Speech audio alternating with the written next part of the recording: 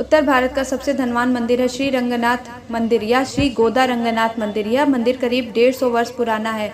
गोदाम्बा जी लक्ष्मी जी का ही अवतार हैं। भागवत कथा को सुनकर और उसमें श्री राधा कृष्ण और गोपियों के रास लीला को सुनकर लक्ष्मी जी की भी इच्छा भगवान के साथ रास करने की थी, क्योंकि लक्ष्मी जी के साथ ठाकुर जी का अभी तक रास नहीं हुआ था। गोदाम्बा जी का जन्म एक छोटे से शिशु रूप में नंदन वन में तुलसी के पौधे की छाया में हुआ था। विष्णु चित्त जब रोज की तरह फूल चुनने नंदन वन गए तो सुंदर एवं मनमोहक वातावरण था और तुलसी के पौधे की छाया में एक पवित्र दीप्ति दिखाई दी जो एक कन्या से आ रही थी। विष्णु चित्त निसंतान थे। उन्होंने उस कन्या को गोद में ले लिया और अपनी कन्या मानकर बड़े प्रेम से उसका पालन पोषण किया और उनका नाम गोदाम्बा रखा। उन्होंने बचपन से ही गोदाम्बा को भगवान श्री कृष्ण की मधुर बाल लीलाओं तथा रास लीलाओं का ऐसा रस आस्वादन कराया कि गोदाम्बा जी को कृष्ण में ही अपने प्रियतम नजर आने लगे।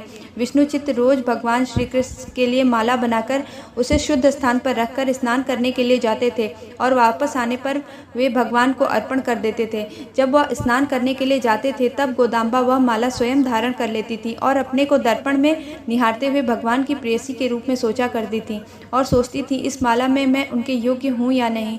फिर माला को धारण करके जब दर्पण में उन्हें अपनी छवि अच्छी लगती थी तो वह बहुत आह्लादित होती थी और उन्हें दृढ़ विश्वास था कि वह अपने भगवान रंगनाथ के अनुकूल और पूर्ण रूप से प्रिय हैं।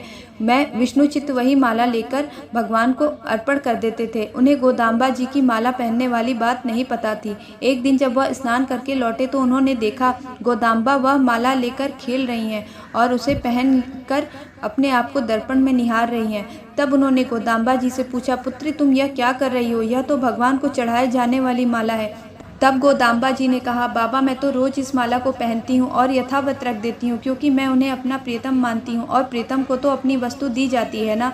परंतु विष्णु चित्त को यह सोचकर बड़ा दुख हुआ कि वह इतने दिनों से गोदाम्बा जी की पहनी हुई माला भगवान को अर्पित कर रहे थे। उन्होंने वह माला वहीं छोड़ दिया और नंदनवन से पुष्प तोड़कर दूसरी माला बनाई और जैसे ही भगवान रंगनाथ को चढ़ाई वह माला चढ़ाने से पहले ही टूट गई। दूसरी बार बनाकर फिर से चढ़ाने की कोशिश की तो वह माला फिर से बिखर गई। तीसरी बार भी कोशिश की पर वह असफल रहे। गोदाम्बा जी खड़ी होकर यह सब देख रही थी। उन्होंने कहा, बाबा आप एक बार मेरी पहनी हुई माला पहनाकर तो देखो, शायद रंगनाथ जी उसे पहन लें। तब विष्णु चित्त ने उनकी बात मानकर उनकी पहनी हुई माला भगवान रंगनाथ को पहनाई। तब उन्होंने खुशी खुशी वह माला धारण कर ली। तब विष्णु चित्त को बड़ा आनंद हुआ और उन्होंने भगवान के चरणों में शीश रख के कहा, भगवान इस कलयुग में आप मेरी पुत्री को अपनी प्रियतमा मानते हैं, मेरा जीवन धन्य हो गया और रोने लगे। वहीं गोदाम्बा जी भगवान को अपना प्रियतम मानते हुए भगवान की सेवा करते करते और उन्होंने अपने स्थान तृष्णापल्ली को ही ब्रजभूमि मान लिया और भगवान रंगनाथ उनके श्री कृष्ण हो गए और उनकी सखियां गोपियां।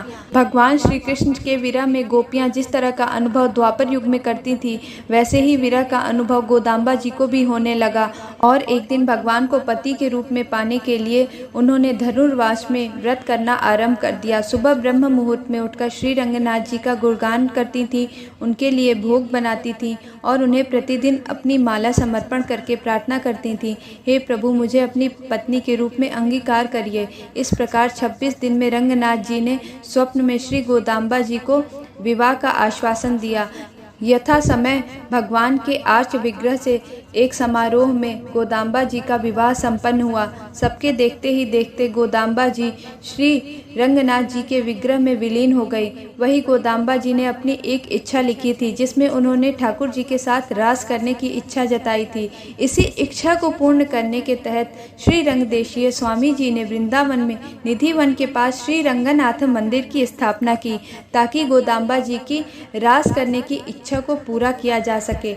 यहाँ वृंदावन में पद्म शंख चक्रधारी भगवान विष्णु भी श्री लक्ष्मी जी की इच्छा को पूरा करने के लिए रास करते हैं। जब भी वृंदावन जाइए वृंदावन के श्री रंगनाथ मंदिर का दर्शन अवश्य कीजिएगा। हरे कृष्णा, श्री राधे।